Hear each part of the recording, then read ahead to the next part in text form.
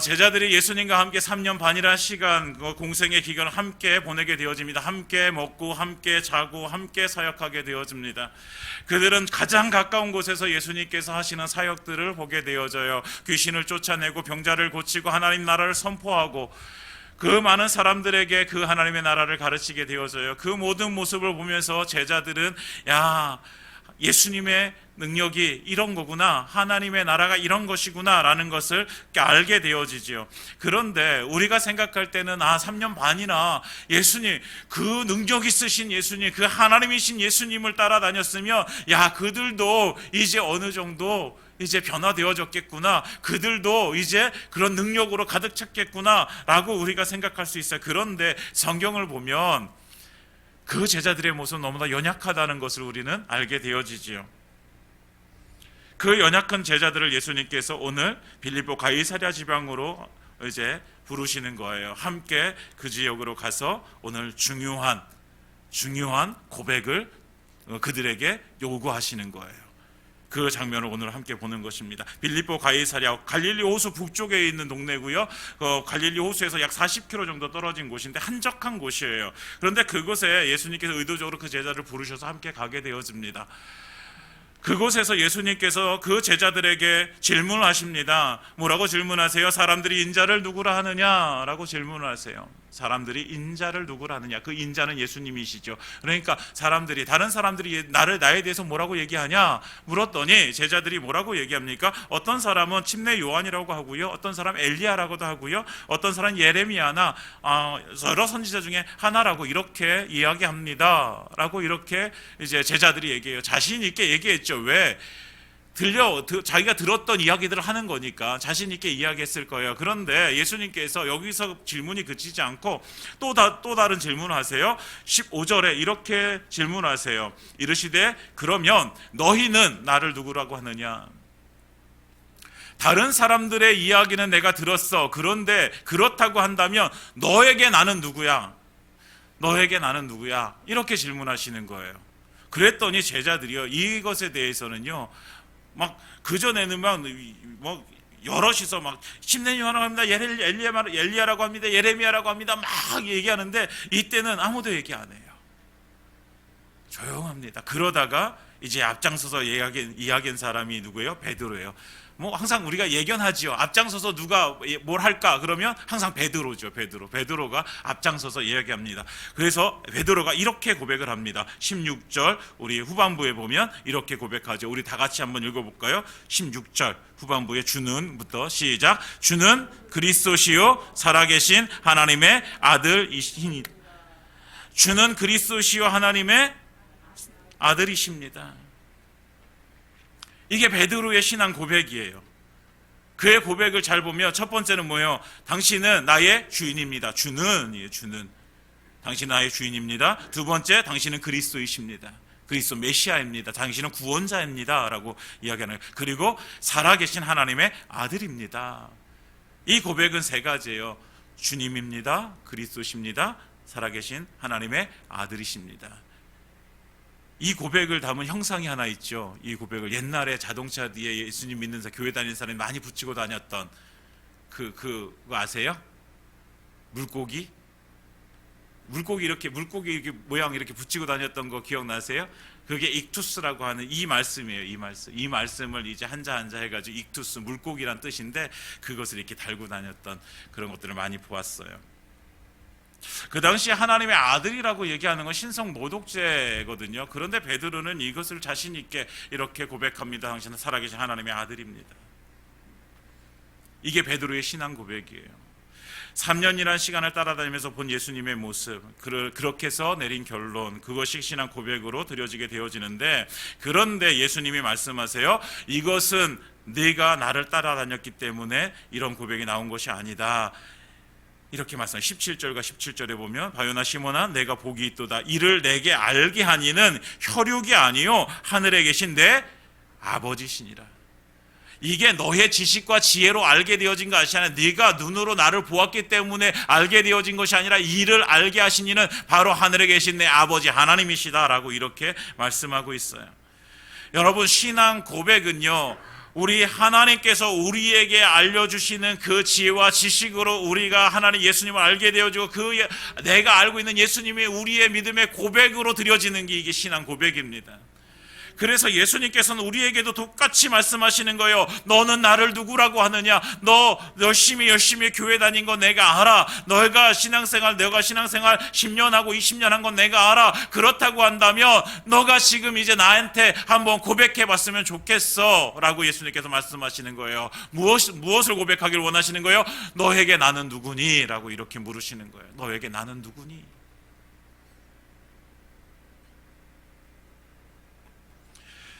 사랑하는 여러분, 우리에게 예수님은 누구십니까? 우리에게 예수님은 누구십니까? 여러분, 이것에 대한 확실한 우리의 신앙 고백이 있어야 되는 거예요.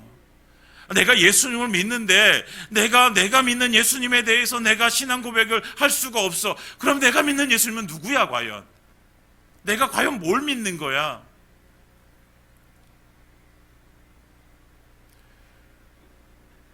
사랑하는 여러분, 우리의 신앙 고백이 우리 하나님께, 오늘 예수님께 우리의 신앙 고백이 드려지기를 원합니다. 베드로의 이 신앙 고백, 사실은요, 우리가 어떤 신앙 고백을 하든 사실은 이 베드로의 신앙 고백이 가장 표본이에요, 본. 그러니까 우리의 고백도요, 이렇게 고백. 예수님은 나의 주인이십니다. 예수님은 나의 그리스도이십니다. 예수님은 살아계신 하나님의 아들이십니다. 네.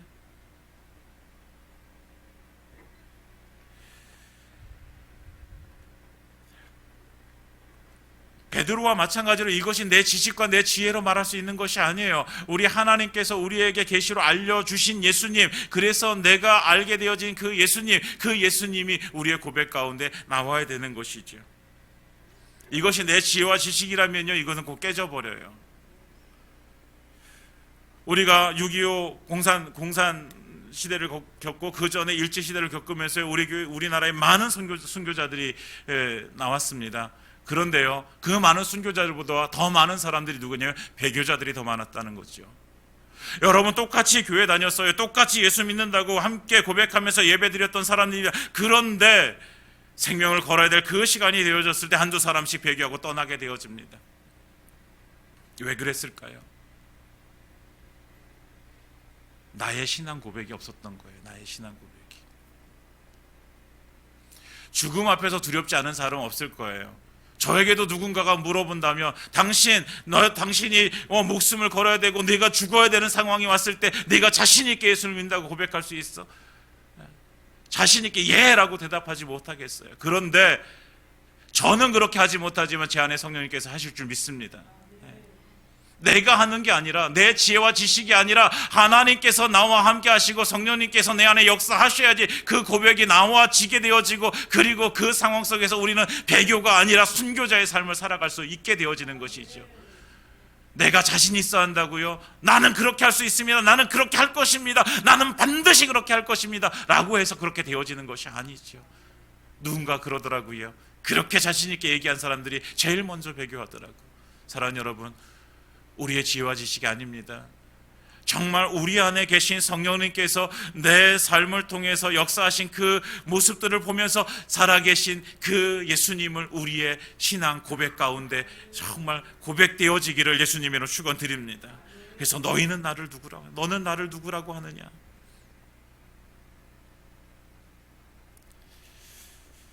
우리 다 같이 16절 아까 읽었던 거 다시 한번 읽어보겠습니다. 아까와는 좀 다른 느낌일 수 있어요. 주는 그리스도시요 살아계신 하나님의 아들이시니이다. 아멘. 이 고백이 우리의 고백이 되어지길 원합니다. 이 고백 가운데 예수님께서 뭐라고 했어요? 바요나 시몬아, 내가 복이 있도다. 이 고백이 드려진 자가 복이 있습니다. 베드로에게 어떤 복이 임하게 되어집니까? 18절에 너는 베드로라, 내가 이 반석 위에 내 교회를 세우리니, 교회가 세워지는 그 복이 임하게 되어집니다. 음부의 권세가 이기지 못하는, 음부의 권세가, 죽음의 권세가 이기지 못하게 하는 그런 복이 임하게 되어집니다. 또 19절에 천국 열쇠를 내게 주리니, 네가 하늘에서 매면 한 땅에서 매면 하늘에서 매일 것이요 땅에서 무엇이니 풀면 하늘에서 풀리리라 하는 그 천국의 열쇠를 하나님께서 주시는 그 복을 누리게 되어지는 것입니다. 사랑하는 여러분, 우리의 신앙 고백 안에 주님께서 이 복을 누리게 하십니다. 분명한 예수님에 대한 신앙의 고백이 있는 자에게 하나님께서는 하늘의 복으로 채워주실 줄 믿습니다. 사랑하는 여러분, 우리의 그 고백 속에 나에게 예수님은 누구인가? 나에게 정말 예수님은 누구인가? 여러분들 이번 한 주간 한번 기도해 보시면서 정말 한번 생각해 보시면서 진정한 고백이, 신앙의 고백이 우리의 그 목소리로 하나님께 들려지기를 예수님으로 축원드립니다. 예수님께서 이렇게 베드로의 신앙 고백을 듣게 되어져요. 그러면서 20절에 당부를 하십니다. 제자들 경고하시죠. 자기가 그리스도인 것을 아무에게도 말하지 말라라고 이렇게 경고하세요. 왜 다른 사람들에게 알리지 말라고 하셨을까? 널리 알려가지고 유대인들도 그토록 기다리던 메시아가 여기 있다 해야 되는 게 아닌가? 유대인들은요 계속 메시아를 기다리잖아요. 그러면 메시아이신 예수님께서, 그리스도이신 예수님께서 오셨잖아요. 그러면 나가가지고 전해야죠. 메시아가 오셨다, 메시아가 오셨다. 얼마나 기쁜 소식입니까? 그런데 예수님께서는요 이 신앙 고백을 들었지만 이것이 거짓이 아니에요. 베드로의 진짜 신앙 고백이에요. 그런데 이 신앙 고백에 은혜도 주시잖아요. 그런데 이 고백이 온전하지 않다는 것을 예수님께서 아시는 거예요. 무엇이 온전하지 않아요? 이 고백에 드려지지만, 그러나 정말 중요한 사실을 예수님께서는 이들에게 이제 이야기하게 되어지는데 이것에 대해서 이들의 깨달음이 사실은 없어요. 21절에 예수님께서 뭐라고 말씀하세요? 이때로부터 라고 하시면서 이 신앙 고백을 한 제자들에게 제일 첫 번째로 하신 말씀이 뭐냐면, 이제 내가 유대인들 그 장로들과 대제사장 서기관들에게 많은 고난을 받고 죽임을 당하고 제3일에 살아나야 될 것이다 라고 제일 먼저 말씀하세요. 그러니까 그들에게 말씀하시는 것이면 이 신앙 고백을 드린 자들에게 제일 먼저 하신 말씀이 예수님의 고난과 십자가의 죽음과 부활이에요. 그런데 이를 이해할 수 있느냐? 없어요. 베드로의 모습을 보면 나타나죠. 22절에 베드로가 예수 붙들고 항변하게 되어지는 거예요. 결코 주여 그러지 하지 마십시오. 이 일이 결코 주께 미치지 아니하리이다. 이 항변하다는 말이요, 항변하다는 말이 그냥 이렇게 소리 크게 내고 이런 게 아니라요, 견책하고 책망하다는 거예요. 예수님을요 베드로가 책망하는 거예요. 그러니까 되게 부드럽게 이제 성경은 써져 있는데 이렇게 얘기하는 거예요. 아니 당신이 그렇게 얘기하면 안 되죠. 지금 우리가 모든 거 다 버리고 당신 쫓아왔는데 그런 일 절대로 일어나면 안 되는 것이죠. 빨리 취소하세요. 빨리. 왜 그런 말을 하세요? 왜? 베드로가 예수님을 책망하는 거예요. 그러니까 베드로 말에는 이 숨은 뜻이 있죠. 베드로는 어떤 메시아를 기다리고 있었어요? 우리가 너무나 잘 알고 있듯이 이 로마의 앞자로부터 우리를 건져줄 그 이제 권세 있는 그 이 땅에서 왕권을 가질 그 메시아를 기다리고 있었던 거예요. 그 메시아가 예수님이라고 생각했던 거죠. 그런데 예수님은 그게 아니라는 거예요. 고난받고 죽고 다시 살아나겠다, 이 말씀을 하시는 거예요. 죽었다가 다시 사는 거, 이것도 이해할 수가 없는 거예요. 그러니까 베드로가 이거에 대해서 예수님께 막 책망하듯이 얘기하는 거예요. 그러니까 예수님께서 뭐라고 말씀하세요? 23절에 사탄아 내 뒤로 물러가라. 사탄아 내 뒤로 물러가라. 아니 조금 아까 신앙 고백을 했던 베드로에게요 지금 뭐라고 말씀하세요? 예수님께서 사탄아 내 뒤로 물러가라. 네. 그래서 하시는 말씀이 뭐냐면, 내가 나를 넘어지게 하는 자로다. 내가 하나님의 일을 생각하지 아니하고 도리어 사람의 일을 생각하는도다. 그러니까 베드로가 이제 예수님으로부터 사탄아 내 뒤로 물러가라라고 이렇게 책망받은 이유가 뭐냐면, 그가 뭐예요? 하나님의 일을 생각하지 않고 사람의 일을 생각하기 때문인 거죠. 하나님의 일이 뭐예요? 예수님이 고난당하고 십자가에 죽고 부활하시는 것이 하나님의 일이에요. 그런데 베드로는요 그것을 이제 이해할 수 없어요. 그것을 그렇게 되면 안 된다고 생각하는 거예요. 왜? 그러면 자기가 받을 보상이 없어지는 거예요. 그러니까 베드로는 어떻게 하는 거예요? 그러면 안 된다고, 빨리 취소하라고 예수님께 그렇게 항변하게 되어지는 것이죠. 그것이 사람의 일이죠. 여러분, 우리가 그런 책망을 받는다고 생각해서 우리에게 예수님께서 찾아오실 때 사탄아 내 눈으로 물러가라 라고 이렇게 말씀하시면요, 얼마나 충격이겠어요. 여러분 충격받지 않으시겠어요? 예? 내가 지금까지 믿음으로 살아왔는데 어떻게 나한테 그렇게 말씀하실 수 있을까? 그런데요, 예수님께서는 이 말씀을 하시는 거예요. 하나님의 일을 생각하지 않고 사람의 일을 생각하는 것이 곧 누가 하는 짓이다? 사탄이 하는 짓이다 라는 거죠. 여러분, 우리의 삶 가운데 우리가 정말 하나님의 일을 해야지만 하나님의 기쁨이 되어지는 거예요. 우리는 인간적으로 봤을 때에 이것이 교회에도 유익이 되어지는 것 같고 이것이 다른 사람들에게도 다른 사람들도 좋게 하는 것 같아. 여러분, 그래서 그것이 마땅히 하나님께 영광이 되어지는 거야, 우리는 그렇게 생각할 수 있어요. 그런데요, 단순히 그 되어진 일이 하나님께 영광이 아니라 그 되어진 일 가운데 우리의 마음이 어떠하고 우리의 동기가 어떠하며 우리의 그 삶을, 그 결과를 이뤄가는데 우리의 그 결과를 이뤄가는 과정들이 어떠한가가 우리는 하나님은 다 보고 계시거든요. 결국은 처음부터 끝까지, 처음에 동기서부터 그 마음부터 시작해서 결과까지 그 모든 것들이 하나님께 영광이 되어져야 되는 것이요, 그래서 그것이 하나님의 일이 되어지는 거예요. 단순한 결과만이 좋아서가 아니라. 그러니까 제일 중요한 게 뭐예요? 우리가 어떤 일을 할 때 우리의 마음이 누구에게 가 있는가, 우리의 지금 심령이 누구 안에 있는가, 우리가 누구에게 속해져서 이 일을 하게 되어지는가, 이 일을 하는데 내가 정말 하나님 앞에 기쁨으로 드려지고 있는가, 이 동기에서부터 시작되어지는 것입니다. 사랑하는 여러분, 우리가 하나님의 일을 하길 원합니다. 하나님의 일. 그러니까 내 의를 들어가다가 내 영광을 위해서 하는 것이 아니라 정말 모든 것이 하나님의 영광을 위해서, 내가 하나님의 기쁨이 되어지기 위해서, 하나님의 찬송이 되어지기 위해서 할 때 그것이 하나님의 일이 되어지는 것입니다.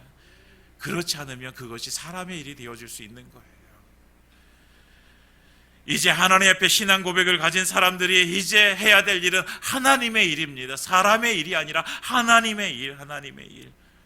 그런데요, 항상 사람의 일과 이 하나님의 일은 대립각을 세우고 있는 거예요.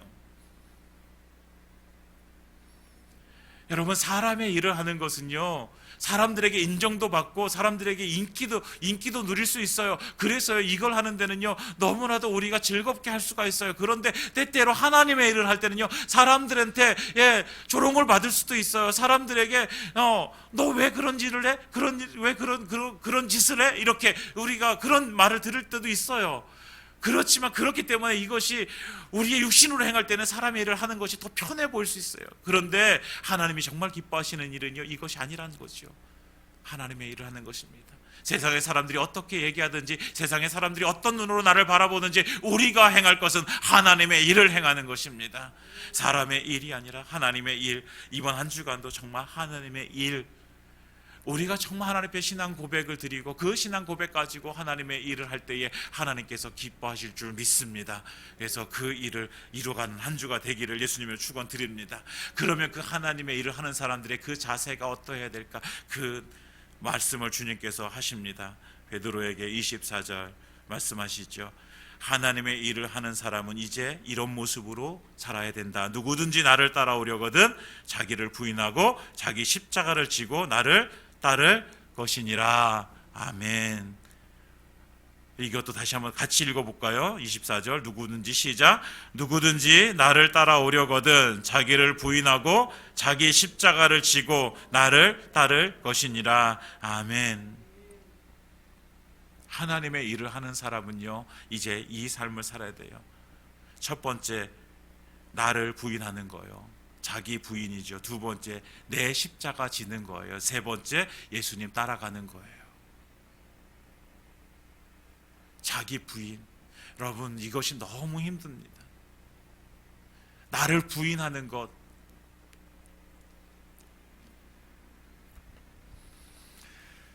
자꾸만 내가 이렇게 이게 뭔가 내가 이렇게 드러내고 싶잖아요. 여러분, 그렇지 않으세요? 이거 내가 이거 내가 한 거야. 내가 한 거. 이런 걸 드러내고 싶어 하는 것이 우리의 본능이란 말이에요. 그런데 이것이 부인되어지는 거예요. 내가 죽어지는 거예요. 그리고 내 십자가 지는 거예요. 나에게 맡겨진 십자가. 우리 교회 안에서, 내가 회사 직장 안에서, 내가 가정 안에서 내가 져야 될 십자가가 있어요. 여러분, 십자가를 진다는 건요, 십자가가 그냥 그 십자가 아니잖아요. 십자가 뭐예요? 예수님이 지고 가신 십자가 뭐예요? 예수님이 지고 가신 그 십자가, 골고다 언덕으로 올라가신 그 십자가, 그곳에서 예수님께서 그곳에 달려 죽으신단 말이에요. 십자가는요, 고난이에요. 고난. 십자가는 그냥 액세서리가 아니란 말이에요. 고난이에요. 나에게 맡겨진 것, 때때로 우리의 육신이 고난일 수도 있어요. 고통일 수도 있다고요. 그런데 하나님께서 나에게 맡겨주신 것이잖아요. 하나님께서 나에게 주신 것이잖아요. 그거 지고 예수님 따라오라고 말씀하시는 거잖아요. 우리가 하나님의 말씀을 들어야 되는 거예요. 비록 내가 어떤 때는 교회에서 봉사하는 게 이게 너무나도 힘들어, 내게 벅찬 것 같아, 나 이거 안 했으면 좋겠어. 어떤 때는 나 이거 하는 건 너무너무 이제 지겨워, 싫어. 여러분, 그것이 우리에게 맡겨진 십자가일 수 있어요. 우리의 감정을 따라 사는 것이 아니라요, 우리는 하나님의 말씀을 따라 사는 사람들이에요. 우리의 감정은요, 수시로 변한단 말이에요. 내가 기분 좋으면 내가 지금까지 싫어했던 것도 기쁘게 할 수 있어. 근데 내가 기분 나쁘면 지금까지 좋았었는데, 근데 나 기분 나빠, 나 이거 싫어, 이제 나 안 해, 이제 이럴 수 있다고요. 우리는 감정을 따라 움직이는 사람이 아니라 하나님의 말씀을 따라, 우리 안에 계신 성령의 인도하심을 따라 살아가야 될 사람들입니다. 그러니까 예수님께서 우리에게 말씀해 주시는 거예요. 네 십자가 지고 나 따라와라. 그거 내려놓지 말아라 라고 말씀하시는 거예요. 버거우니까 기도해야지. 그거 힘드니까 나 의지해야지. 그러니까 나 바라봐야지. 왜 힘들다고 해서 왜 쉽게 포기해버려? 네가 그것 들고 나 따라왔을 때, 그랬을 때 너에게 주는 그 은혜가, 너희가 받을 그 복이 얼마나 큰지 네가 한번 생각해봐. 사랑하는 여러분, 우리가 부인되어지고 우리가 내게 있는 십자가 지고 예수님 따라갈 때 우리에게 주실 하나님의 복은 너무나도 크고 놀랍다는 사실을 우리가 우리의 삶을 통해서 경험하기를 원합니다. 우리가 그 믿음의 경주를 할 때에 주님께서 채워주시는 그 은혜, 왜 다른 사람들은 다 그 은혜 누리는데 나는 왜 이 은혜 누리지 못하고 왜 이럴까? 사랑하는 여러분, 오늘부터 결단하시길, 내가 부인되어지고 내 십자가 내가 지고 예수님 따라가 보십시오. 정말 예수님께서 가신 그 길 우리가 한번 따라가 보는 거예요. 그랬을 때 그 결과가, 그 결론이 어떻게 하나님께서 나에게 맺게 해주시는지, 그 열매가 어떤 것인지 우리가 확인하는 그 시간이 분명히 찾아올 것이라고 믿습니다. 그래서 우리가 그 선언을, 그 삶을 살아가고, 그래서 그 삶을 통해서 주님께서 주시는 그 은혜가 너무나도 놀랍다는 사실을 우리의 삶으로 경험되어지기를 예수님으로 축원드립니다. 예수님을 따라가는 것, 이거 현재 명령형이거든요. 현재 명령형이에요. 전심전력하여 끊임없이 계속해서 쫓아가라는 거예요. 예수님 쫓아가라는 거예요. 일시적인 것이 아니라는 거예요. 지금만 쫓아가고, 뭐 한 달간, 1년간 이게 아니라요, 우리가 언제까지, 우리 하나님 나라 갈 때까지 우리는 예수님 따라가는 거예요. 우리가 누굴 본받아야 됐습니까? 예수님 본받는 거예요. 예수님. 완벽한 사람은 없어요. 성경 안에 나오는 모든 사람들, 바울도 그렇고 우리가 모세도 그렇고 아브라함도 그렇고 완전하지 않아요. 완전하신 분은 오직 예수님 한 분이십니다. 우리가 그리스도인이란 이름을 가지고 있는 것은 나는 예수님을 따르는 사람입니다, 나는 예수님을 본받는 사람입니다 라는 고백이에요. 사랑하는 여러분, 우리가 그리스도인 내 삶을 살기를 원합니다. 이것이 제자도입니다. 제자. 오늘 우리 찬양팀 헌신 예배를 드리면서 이 말씀을 준비하는 것은, 우리가 정말 하나님께서 맡겨주신 그 사명, 우리 달란트잖아요. 달란트. 누구도 하나님께서 택하셔서 하나님께서 이 자리에 세운 것은 다른 사람이 아니라 우리 찬양팀원들, 우리 악기 반주자들, 우리 방송팀, 하나님께서 나를 택하셔서 그곳에 세우셨다라는 사실. 혹시 때때로 버겁더라도 사랑하는 여러분, 우리 찬양팀원들, 정말 주님께서 내게 해주신 이것, 정말 하나님께서 내게 선물로 주신 것이라고 생각하시고, 때때로 이것이 버겁을 때 이것이 나의 십자가라고 생각하시고 그러시면서 충성스레 이 사명 감당할 때 주님께서 우리 찬양팀 가운데 정말 놀랍도록 하나님께 채워주시는 은혜가 임할 줄 믿습니다. 그리고 또한 이 삶을 함께 살아가는 우리 성도님들에게 똑같이 임할 줄 믿습니다. 이 은혜 우리가 함께 누리기를 예수님의 이름으로 축원드립니다.